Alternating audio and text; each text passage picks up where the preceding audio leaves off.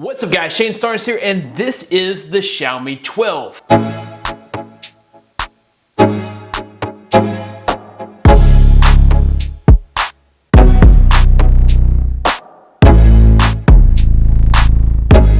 This video is sponsored by Igloo. This is the Igloo S4, and the first time I saw it, I thought, wow, this is a really compact camera, but it also kind of looks like a cute and friendly robot. In the box, you'll find everything you need, the camera itself, plus the USB charge cable, and there's even a QR code for the application. It only took a few minutes to set this up. All I had to do was plug up the device and connect it to Wi-Fi, then simply just add it to the Igloo app. With this camera, you get 1080p full HD picture quality, a wide angle 142-degree view, and you even get 360 degrees of rotation. This also includes a night mode, so you'll get clear, crisp pictures even when it's dark in the room. The application even notifies you if motion or sound has been detected. You are able to monitor the temperature and humidity in the room thanks to the included sensors. This is also an all-in-one device, so any device in your home that can be controlled by an IR remote can be set up to be controlled by this camera. With the free included cloud trial, you'll be able to monitor historical events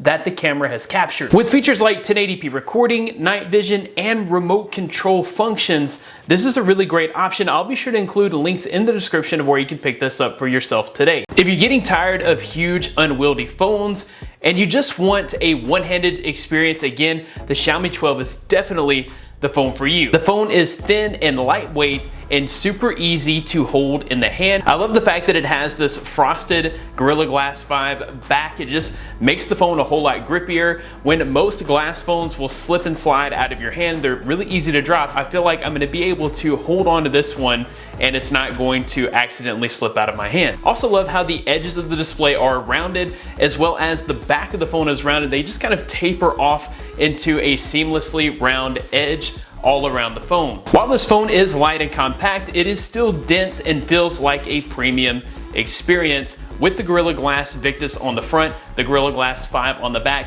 and the metal frame. On the right side of the phone, you will find a perfectly placed power button with the volume rocker just above that. On the bottom of the phone, you're gonna find a USB-C charge port. You'll also find a speaker. On the other side of the USB-C port, you'll find the dual SIM card slot. At the top of the phone, you'll find the other speaker. Also found the in-display fingerprint scanner a little bit difficult to reach. I would have preferred for it to be a little further up the display, but that's a relatively minor complaint. You may have found no issues at all with the placement there. Also really like the modular look to the camera array on the back. I would have liked to have seen an IP rating here. We have plenty of phones in the same price range with an IP rating. That would have been nice. Maybe they'll include it on the Xiaomi 13. All in all, I think this is a very sharp looking device that's built really well. The display is another major standout feature here. You get a 6.2-inch AMOLED display with full HD plus resolution and 120 Hz adaptive refresh rate display. This is not using the LTPO type technology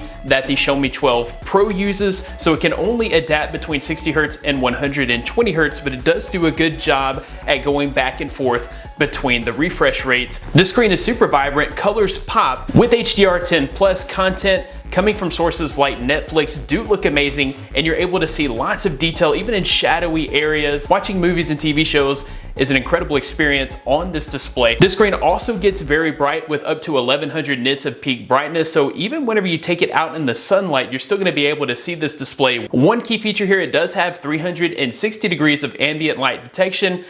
Some other phones, if the light source is coming from behind the phone's not going to adjust the brightness. That's not the case with the Xiaomi 12. No matter where the light source is coming from, the display will adapt the brightness, which is a great feature. With the 120 Hz refresh rate and 480 Hz touch sampling, this is also a great phone for the gamers out there. Games look fast and fluid, and even doing simple things like scrolling through your news feed or scrolling through your Twitter is going to look super smooth and snappy thanks to that adaptive 120 Hz refresh rate. Earlier I had mentioned that I didn't particularly like the placement of the fingerprint scanner, but I do have to add here, while we're talking about the display, that the fingerprint scanner is super fast and accurate. It's one of the best that I've used so far, so I actually do love the fingerprint scanner. I just wished for a little bit better of a placement. The stereo speakers on this phone do get very loud, and they do give you kind of an immersive experience with kind of the surround sound you get from stereo speakers. When I did crank this up to max volume, I did notice that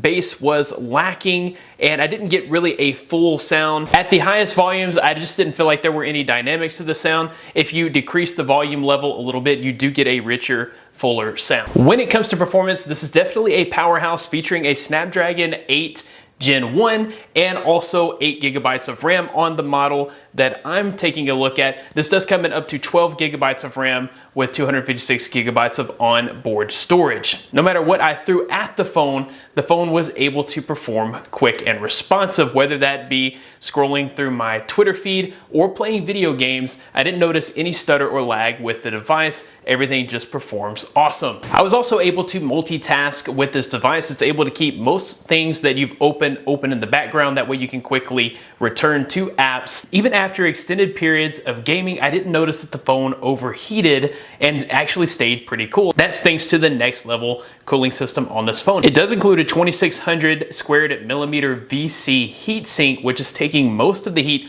away from the processor. And then it also includes 10,000 square millimeters of heat dissipating graphite. Overall, this was just a very snappy and fast experience. The camera array includes a 50 megapixel main shooter, a 13 megapixel ultra wide angle lens, and a 5 megapixel telemacro camera. There's also a 32 megapixel in-display front-facing camera, which does a great job at taking portrait shots. Photos taken out of the main camera here are going to look pretty amazing no matter what the lighting conditions, thanks to Xiaomi's advanced AI. This camera does a great job with exposure no matter the lighting conditions. Colors popped and looked very accurate, and I was able to get my shots with limited noise thanks to the noise reduction. Even in lower light situations, this camera does a great job. Even when you transition to the ultra wide lens, you're not really losing much quality. Photos taken with the ultra wide lens also look really good. This phone does not have a telephoto lens, so you are capable of zooming up to 10 by,